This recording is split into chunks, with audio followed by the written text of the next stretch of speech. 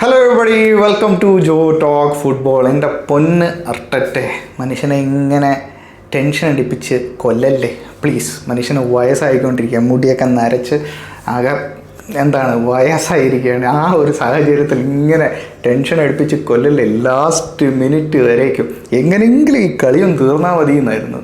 ഇതാ ഈ 1-0 എന്ന സ്കോർ ലൈനിൻ്റെ ഒരു പ്രശ്നം. നമുക്ക് ഈ ലാസ്റ്റ് മിനിറ്റ് വരേക്കും ടെൻഷൻ ആയിരിക്കും. എപ്പോൾ വേണേൽ ഈക്വലൈസ് ചെയ്യാം, എപ്പോൾ വേണേൽ ഒരു കംബാക്കിന് വരെ സാധ്യതയുള്ളതാണ്. അതൊക്കെ നമ്മൾ പ്രീമിയർ ലീഗിൽ സ്ഥിരം കാണുന്നതാണ്.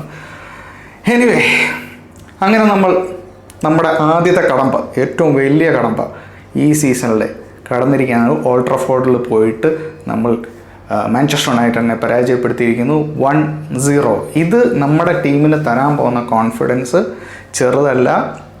It's really really really huge. A complete performance ആയിരുന്നു ഇന്ന് നമ്മുടെ ടീമിൻ്റെ ഭാഗത്തു നിന്ന്. ശരിയാണ്, ഒരുപാട് ഇമ്പ്രൂവ്മെൻറ്റ് ഏരിയാസ് ഉണ്ട്. ഗ്യോക്കറേസിന് ആ ഒരു ഇമ്പാക്റ്റ് ഒന്നും കൊണ്ടുവരാൻ പറ്റിയില്ല.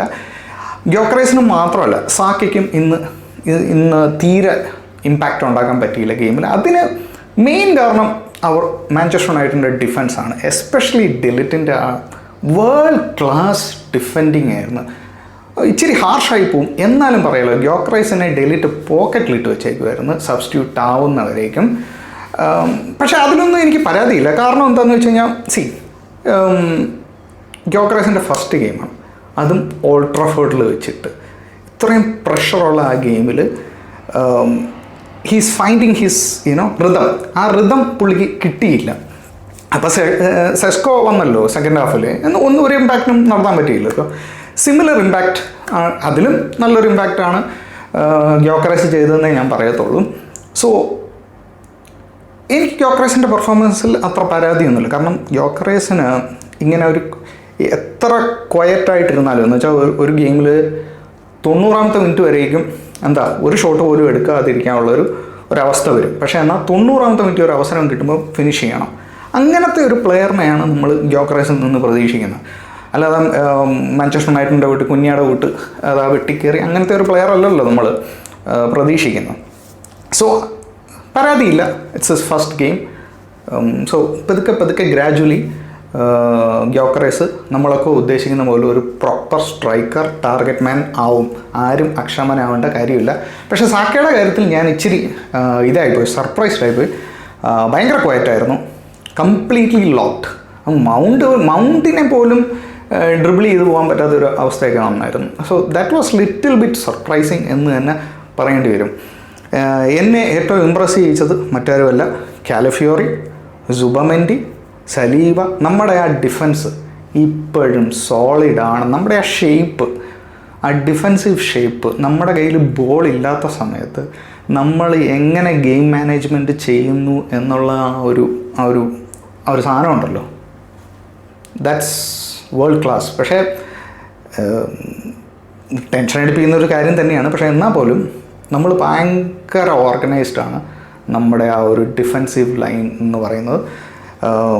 പിന്നെ വേറൊരു കാര്യം, ഗ്യോക്കറൈസിൻ്റെ ഫിറ്റ്നസ്സിനെ പറ്റി എനിക്ക് ഒരു ക്വസ്റ്റ്യൻ മാർക്ക് ഇടേണ്ടി വരും. ഭയങ്കര ടയർഡായിപ്പോയി. കാരണം വേറൊന്നും കൊണ്ടല്ല, അർട്ടറ്റ ഡിമാൻഡ് ചെയ്യുന്നുണ്ട് ഈ എല്ലാ പ്ലെയേഴ്സും ഡിഫൻസിന് ആവശ്യമുള്ളപ്പോൾ പുറകെ വരണം. അങ്ങനെ ഡിഫെൻസീവ് വർക്കും ഗ്യോക്കറൈസ് ചെയ്യുന്നുണ്ടായിരുന്നു. അതുകൊണ്ട് ആ ഒരു സെക്കൻഡ് ഹാഫിൽ എത്തിയപ്പോഴത്തേക്ക് ഭയങ്കര നമുക്കത് കാണാൻ പറ്റുന്നുണ്ടായിരുന്നു. ഭയങ്കര ടയേർഡായതുപോലെ എനിക്കൊരു ഫീലുണ്ട്. അതുകൊണ്ട് ഒരു ഫിറ്റ്നസിനെ പറ്റി ചെറിയൊരു, കാരണം പോർച്ചുഗീസ് ലീഗിലൊന്നും ഇത്രയും ഗോയിങ് ബാക്ക് പിന്നെയും തിരിച്ചു വരുന്നു, ഇത്രയും ഇൻറ്റൻസ് അല്ല പ്രീമിയർ ലീഗിൻ്റെ വോട്ട്.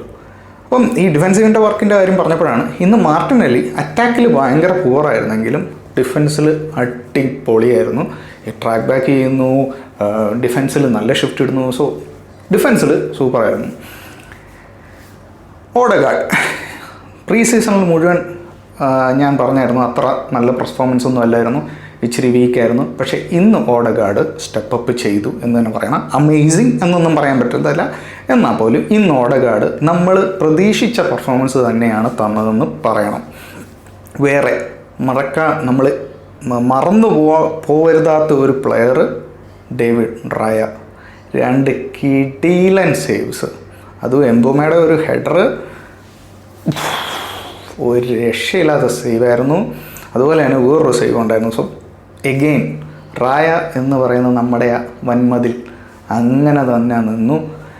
ഗ്രേറ്റ് ടീം വിൻ എന്ന് തന്നെ പറയേണ്ടിയിരിക്കുന്നു, അല്ലാതെ വേറൊന്നും പറയാൻ ഇതിനകത്തില്ല.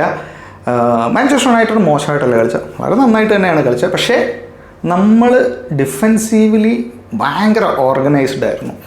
ഇനി മുന്നോട്ട് പോകുമ്പം ഒരുപാട് നല്ല കാര്യങ്ങളെ പറയാനുള്ളൂ ടീമിനെ പറ്റി. ഇപ്പം സബ്സ്റ്റിറ്റ്യൂട്ട് ആയിട്ട് വന്നപ്പം നോനി മഡുവൊക്കെ ആണെങ്കിൽ ഞാൻ പറഞ്ഞില്ലേ, പ്രീ സീസണിൽ ഞാൻ പറഞ്ഞായിരുന്നു, നോനി മഡുവക്കയുടെ ആ ഒരു ഫ്രഷ്നെസ് അത് ഇന്നും നമുക്ക് കാണാൻ പറ്റി. സോ അതും വളരെ വെൽക്കമിങ് ചേഞ്ച് ആയിരുന്നു.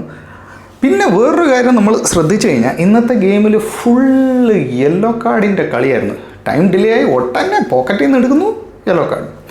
ഒരു പ്രശ്നമില്ല, ഒരു കംപ്ലൈൻറ്റും ഞാൻ പറയുകയല്ല, അത് റൂള് പടി നിങ്ങൾ കൊടുക്കണം, ഒരു പ്രശ്നമില്ല കേട്ടോ. പക്ഷേ ഈ സെയിം സാധനം തിരിയുമല്ലോ. എന്നേലും ഒരു ദിവസം പ്രീമിയർ ലീഗിൽ ആർസനൽ 0 മറ്റേ എതിർ ടീം 1 എന്ന നിലയിൽ നിൽക്കുമ്പം ഇതേ ആവേശത്തോടെ പോക്കറ്റിൽ നിന്ന് നിങ്ങൾ യെല്ലോ കാർഡ് എടുക്കണം, അത്രേ പറയാനുള്ളൂ. നോ പ്രോബ്ലം, ടിംബറിന് കൊടുക്കുന്നു, റായയ്ക്ക് കൊടുക്കുന്നു, എല്ലാവർക്കും കൊടുത്തു, നോ പ്രോബ്ലം. പക്ഷേ ഇതേ ആവേശം തിരിഞ്ഞു വരുമ്പോഴും നിങ്ങൾ കാണിക്കണം. ഓക്കെ, അത്രയേ ഉള്ളൂ പറയാം. Overall happy. ഇത് ഒരു വലിയൊരു കടമ്പയായിരുന്നു. ആ കടമ്പ നമ്മൾ കടന്നിരിക്കുന്നു. 3 പോയിൻ്റ്, ഒരു ക്ലീൻ ഷീറ്റ്, ഒരു goal. Brilliant start. Congratulations Arsenal.